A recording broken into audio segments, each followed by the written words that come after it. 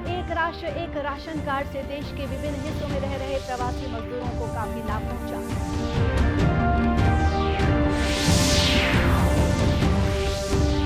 प्रधानमंत्री आज India gate पर कर्तव्य पथ का उद्घाटन और नेताजी सुभाष चंद्र बोस की प्रतिमा का अनावरण करेंगे।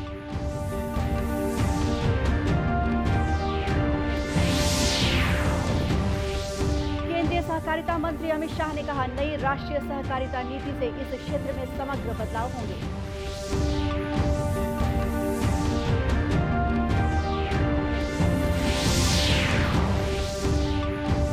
और छत्तीसगढ़ सहित देश भर में आज ओणम त्योहार पारंपरिक हर्षोल्लास और धार्मिक उत्साह के साथ मनाया जा रहा है।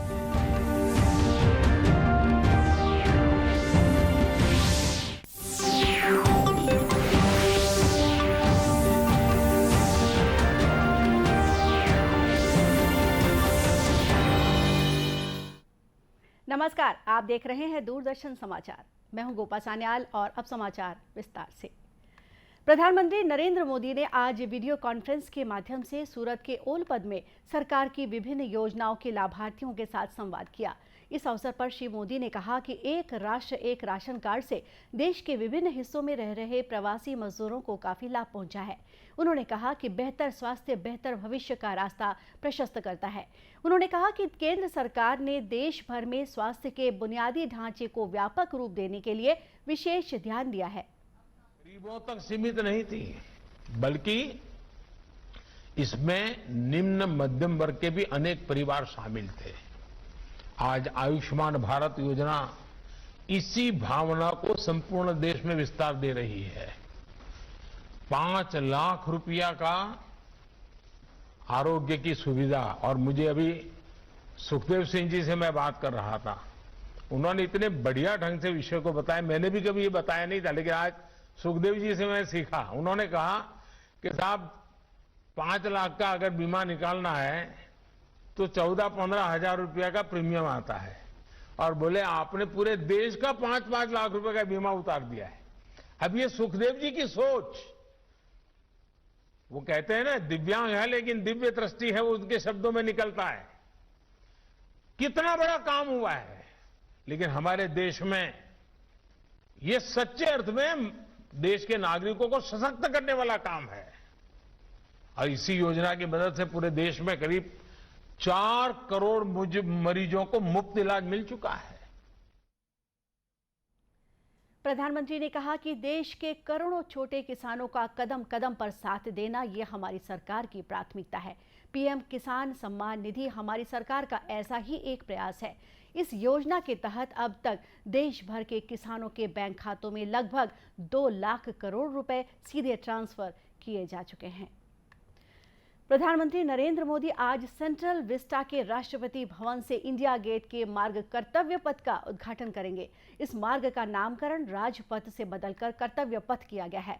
इस पूरे मार्ग को मोदी सरकार की महत्वाकांक्षी सेंट्रल विस्टा पुनर्विकास परियोजना के अंतर्गत विकसित किया गया है। पिछले कुछ वर्षों के दौरान इस मार्ग और इसके आसपास के सेंट्रल विस्टा एवेन्यू के क्षेत्र में वाहनों की बढ़ती संख्या से काफी दबाव बढ़ा है और इससे बुनियादी ढांचे पर असर पड़ा है। इस क्षेत्र में कई बुनियादी सुविधाओं का अभाव भी था। अब इस मार्ग पर गणतंत्र दिवस परेड समारोह और अन्य राष्ट्रीय कार्यक्रमों को इस प्रकार से आयोजित किया जाएगा ताकि इस मार्ग पर लोगों की आवाजाही कम से कम बाधित हो। इस अवसर पर श्री मोदी इंडिया गेट पर नेताजी सुभाष चंद्र बोस की प्रतिमा का अनावरण भी करेंगे। इंडिया गेट के पास छतरी के नीचे 28 फीट ऊंची ग्रेनाइट की प्रतिमा स्थापित की गई है। यह प्रतिमा पूरी तरह हस्त निर्मित है और इसके निर्माण में पारंपरिक तकनीकों और आधुनिक उपकरणों का उपयोग किया गया है। प्रधानमंत्री नरेंद्र मोदी इस वर्ष जनवरी में नेताजी की 125वीं जयंती के अवसर पर इस होलोग्राम प्रतिमा का अनावरण किया था। केंद्रीय गृह और सहकारिता मंत्री अमित शाह ने आज नई दिल्ली में राज्यों के सहकारिता मंत्रियों के 2 दिवसीय राष्ट्रीय सम्मेलन का उद्घाटन किया। सम्मेलन को संबोधित करते हुए श्री शाह ने कहा कि नई राष्ट्रीय सहकारिता नीति में मुफ्त पंजीकरण, कामकाज में कंप्यूटर प्रणाली की व्यवस्था और लोकतांत्रिक तरीके से चुनाव कराना जैसे प्रमुख मुद्दे शामिल होंगे। उन्होंने कहा कि सरकार ने अगले 5 वर्षों में 3 लाख प्राथमिक कृषि ऋण समितियां स्थापित करने का फैसला किया है।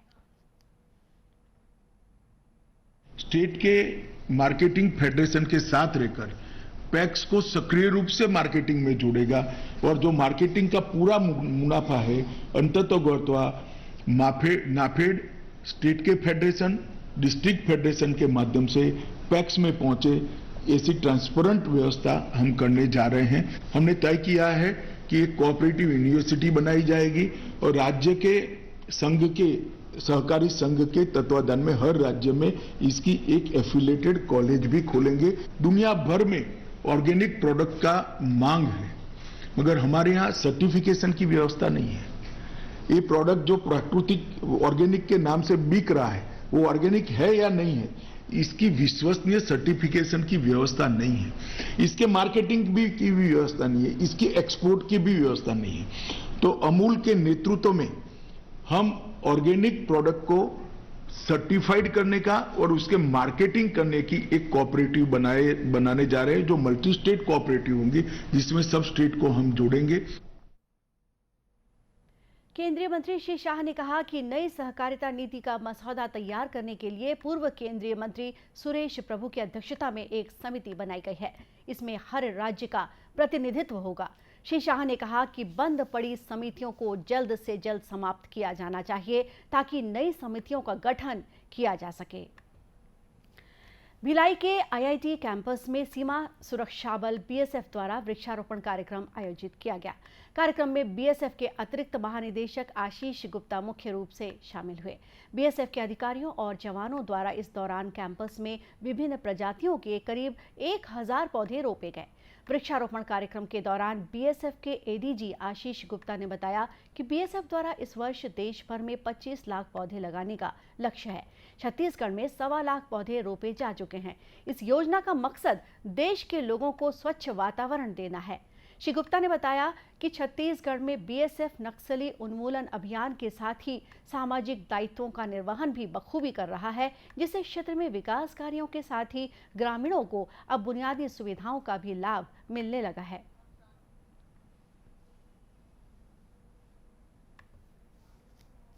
आज जब से बीएसएफ यहाँ पे डिप्लॉय हुई है, उनका मुख्य मकसद ही यही था कि डेवलपमेंट वर्क में सहायता प्रदान करें, सुरक्षा प्रदान करें।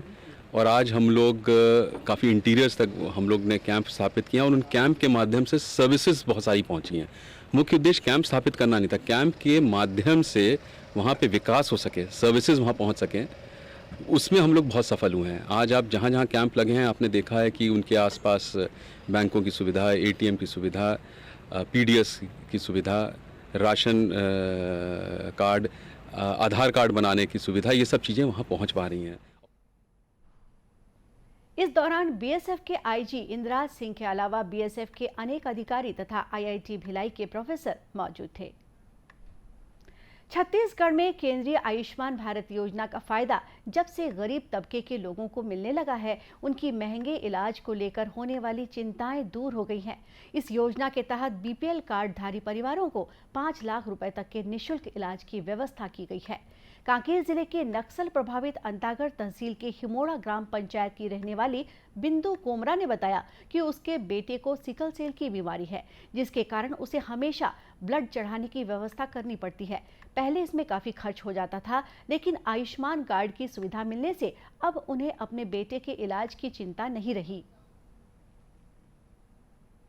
मेरा बेटा है, वो उसको सिकल सेल है, उसको हर माह ब्लड चढ़ता है और पहले दल्लीन चढ़ाते थे और भानु में चढ़ाते थे तो बहुत पैसा लगता था। और अभी जो आयुष्मान कार्ड बना है उससे फ्री में इलाज हो रहा है। और अभी अंतागढ़ में ब्लड बैंक का भी सुविधा आया है, तो उससे वहाँ पे अभी ब्लड चढ़ रहा है और आयुष्मान कार्ड से हमें बहुत फ़ायदा हो रहा है। वहीं हंसराज दिहारी ने बताया कि उन्हें कैंसर की बीमारी है और जिसके इलाज के लिए उन्हें बार बार कांकेर और रायपुर जाना पड़ता है और इसमें काफ़ी खर्च हो जाता था। अब आयुष्मान कार्ड से उनका इलाज निःशुल्क हो रहा है। इलाज होता है क्योंकि मेरा हॉस्पिटल से बहुत पैसा का मेरे को मदद राहत मिला, क्योंकि मैं उसी से मैं तो गरीब आदमी हूँ, पैसा नहीं है, वहीं से मेरे को राहत मिलते हुए हॉस्पिटल से मेरा इलाज चल रहा है अभी। गौरतलब है कि आयुष्मान भारत योजना अथवा प्रधानमंत्री जन आरोग्य योजना भारत सरकार की एक स्वास्थ्य योजना है जिसे 23 सितंबर 2018 को पूरे देश में लागू किया गया है। राष्ट्रव्यापी टीकाकरण अभियान के तहत देश में अब तक 214 करोड़ 27 लाख से अधिक कोविड रोधी टीके लगाए गए हैं। स्वास्थ्य मंत्रालय ने बताया है कि पिछले 24 घंटों में 36,31,000 से अधिक टीके लगाए गए। इसी दौरान 6,395 नए मामले सामने आए। इस समय 50,342 रोगियों का इलाज चल रहा है।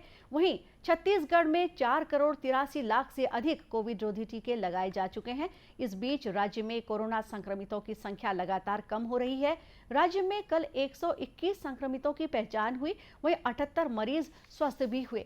इन्हें मिलाकर राज्य में कोरोना के सक्रिय मरीजों की संख्या घटकर 765 हो गई है। कल अनंत चतुर्दशी के साथ भगवान श्री गणेश की प्रतिमाओं के विसर्जन का सिलसिला शुरू हो जाएगा। राजधानी रायपुर में 11 सितंबर की रात झांकी निकाली जाएगी। भगवान गणेश की बड़ी प्रतिमाएं अलग अलग झांकियों के साथ नगर के विभिन्न मार्गों से होती हुई विसर्जन के लिए ले जाई जाएंगी।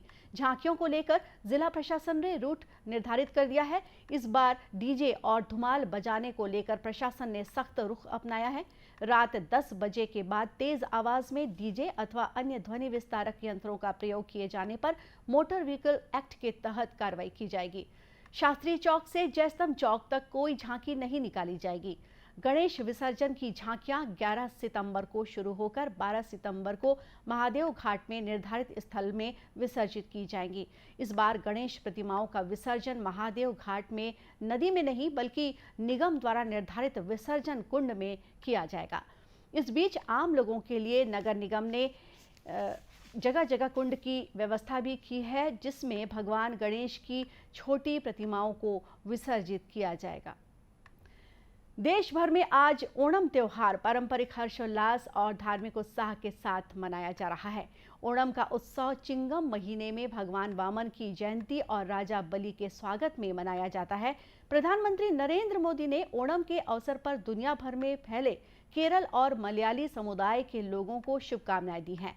ट्वीट संदेश में श्री मोदी ने कहा कि यह त्योहार प्रकृति मां की महत्वपूर्ण भूमिका और मेहनत कश किसानों के महत्व को साबित करता है। उधर इस्पात नगरी भिलाई में आज अयप्पा मंदिर में श्रद्धालुओं के द्वारा विधि विधान से भगवान अयप्पा की पूजा अर्चना की गई। मंदिर में भगवान विष्णु की मूर्ति स्थापित कर फूलों की आकर्षक रंगोली बनाई गई। मलयाली समाज के लोगों ने पूजा में शामिल होकर एक दूसरे को ओणम की बधाई और शुभकामनाएं दी। मंदिर में पहुंचे एक श्रद्धालु ने इस पर्व के महत्व का जिक्र करते हुए बताया कि इस त्योहार में घर घर में खास तौर से पारंपरिक लजीज व्यंजन बनाए जाते हैं। इसका अपना ही महत्व है। केरल के मुख्य सांस्कृतिक त्योहारों में से एक है आज ओणम, जो भिलाई के स्टील सिटी में बहुत धूमधाम से मनाया जा रहा है। केरल के वासी भिलाई में हो चाहे प्रदेश के किसी भी जगह पे हो, सब धूमधाम से अपने परिवार के साथ आज के दिन व्यंजन बनाकर, केरल के जो प्रसिद्ध व्यंजन है वो सब बना के अपने माँ पिताजी और भाई बहन के साथ उल्लास के साथ मनाया जाता है। उसी तारतम्य में आज भिलाई में अयप्पा सेवा संगम ने भी भक्तों को यहाँ पे आमंत्रित किया है और करीब अधिक से अधिक भक्त आज के दिन आके भगवान से प्रार्थना करते हैं कि उनका जीवन सुख समृद्धि से बना रहे। गौरतलब है कि भिलाई में आगामी 11 सितंबर तक ओणम त्योहार पर विभिन्न कार्यक्रमों का आयोजन किया जाएगा। इसमें सांस्कृतिक कार्यक्रम के अलावा 11 सितंबर को फूलों की रंगोली प्रतियोगिता का आयोजन किया जाएगा। और इसी के साथ ये समाचार बुलेटिन यहीं समाप्त हुआ। नमस्कार।